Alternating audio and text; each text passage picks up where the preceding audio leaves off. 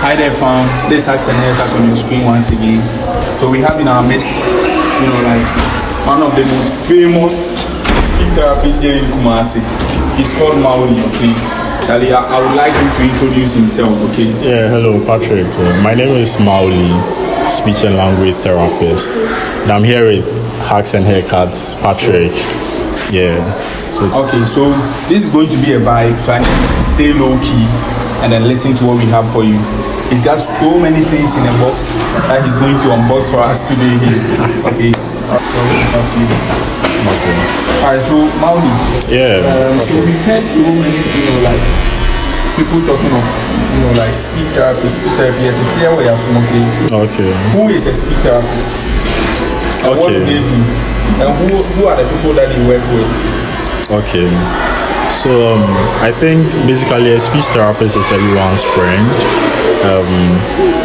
We work with across the populations. That means from adults to the pediatric population, and specifically communication, speech, swallowing, hearing rehabilitation, voice disorders, stammering, a whole lot, fluency disorders too. So we work across the lifespan, depending on your problem or the difficulties you are facing. And Charlie, you guys the force, and I feel like you are really doing the most there. Oh yeah. Okay, so aside like what you just said, right? What do you do to help these people? Okay, so we provide interventions for them based on the problems they are exhibiting. So some of the common problems you may find that some have delayed language. That means they may be at a certain age, but then their mode of communication or level of communication is not age appropriate. It doesn't match their set age. So we could help people like that get through that phase of the language delay. So we have expressive, receptive.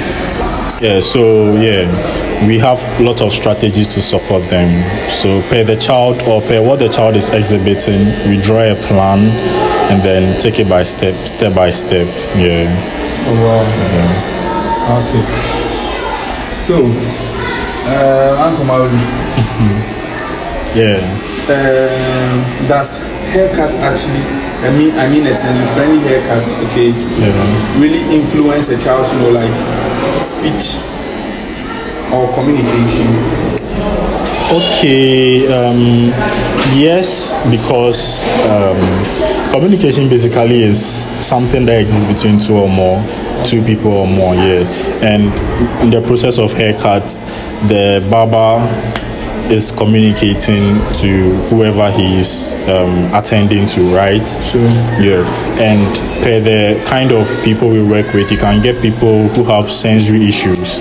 That means they may be hypersensitive or hyposensitive. Hypersensitive means they are more receptive to maybe stimuli, and then hyposensitive means they are less receptive to stimuli. Oh, wow. So with the haircuts, it has a lot in communication because you are giving instructions, and they have to understand and also carry on. And also, it's also a form of expressing emotions. So supposing you are applying too much pressure on the scalp and the child goes like, he's going to communicate his emotions to you. And if a child with a speech or communication delay or is having a problem with that, there will be a barrier. Do you get that? So it helps a lot. It helps a lot. Both sensory and emotional regulation.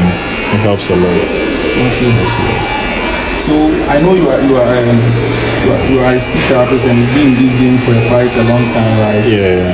Okay. You visited so many traditional barber shops, right? Oh yeah. Do you think their setup is made to welcome, these kind of people?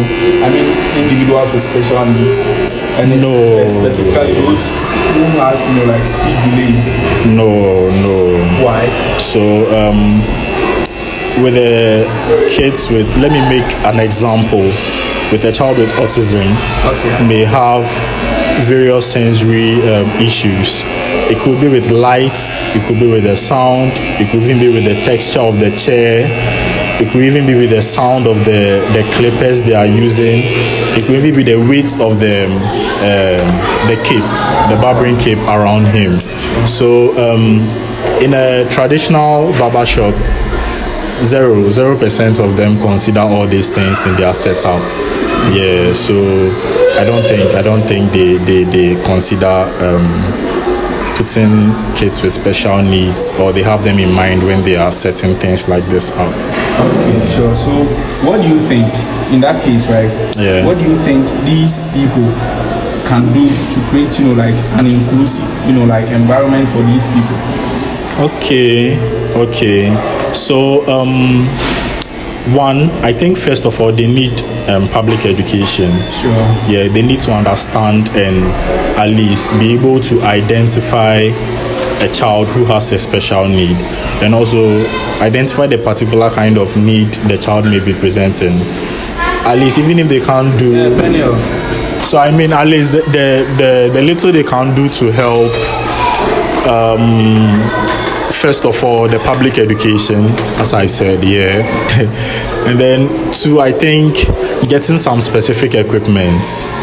Yeah, specific equipment, especially the weighted blankets. You see, there are some kids who have sensory issues and they need some extra weight, to feel more comfortable. And sometimes this traditional barber shops don't consider all that. Yeah, they just wrap it around. Okay, I don't really believe them, because I feel like, as you said, they lack education. Yeah, so I think the education will cover, if they are educated on all this, they can find their way around lots of things. That's what I think. Okay.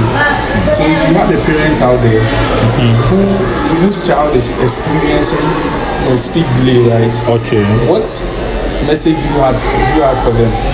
Okay. So currently we are pushing the agenda of early intervention. That means you don't have to wait till your child is 3, 4, 5, 6 before you think that, I need to seek for help. Most of the time we hear parents go like, in my family, it usually takes long before the males talk. Or, I know this child, the dad took long before talking. So it's more evident that he's taking after his dad. No, it may not be that. There may be lots of underlying conditions that may be hindering the child's speech and language communication. So as early as 2, if you think your child is not communicating, is not able to respond to basic questions, hello, how are you, is not able to use one word to identify objects, I think you should seek for help. Doesn't respond to name, doesn't have good attention skills, poor listening skills, I think you should sort for help and get assessed. What are some of the misconceptions that others have about, like speech therapy? There are lots of misconceptions around speech therapy. Okay. Yeah, but there are some common ones that I mostly hear. One of them is we help the deaf and dumb talk. Let's say in quotes, almost say your mom move for kasam. Which is far from that. The deaf and dumb also have mediums of communication. That's a sign language. Sure. Yeah. So if you are fortunate enough to have a speech therapist who has some knowledge or who knows how to read or understand sign language, then you are fortunate. Yeah. And then another one I also hear is we give medications to people to talk. Yeah, and it's very false. Speech therapy doesn't revolve around medication. It's strictly therapy. And anybody at all who says there is a medication that is going to let you talk, it's a lie. Sure. Yeah, it's a lie. Because I don't think there is a medicine I can give you for you to speak tree. or there's a medicine I can give you for you to we don't believe in those things. Really? Yeah, we traditionalists, Charlie. I can give you pills for you to speak Not French. only pills, they combine some like herbs together. Oh. They are not. They may not be evidence-based. Yeah, they are not evidence-based. So these are some of the few misconceptions about the speech therapy. So Uncle Maoli, since we are wrapping up, okay, maybe someone out there would like to reach out to you, for like more educative stuff like this, or maybe like present you some cases, right? Yeah. So how will they reach out to you then? Okay. So you can reach out to me through Hugs and Haircut. That's the most easiest. No, please, if you can, let's have your maybe your social media handle or maybe your contact. Sure. Okay. So you can put it out there. Okay. My contact 020-225-1208. Thank you. So I'll support you with anything you want to know about speech therapy. I can help you out and let you understand. Yeah, so we can make the world a better place. Thank you very much. Yeah.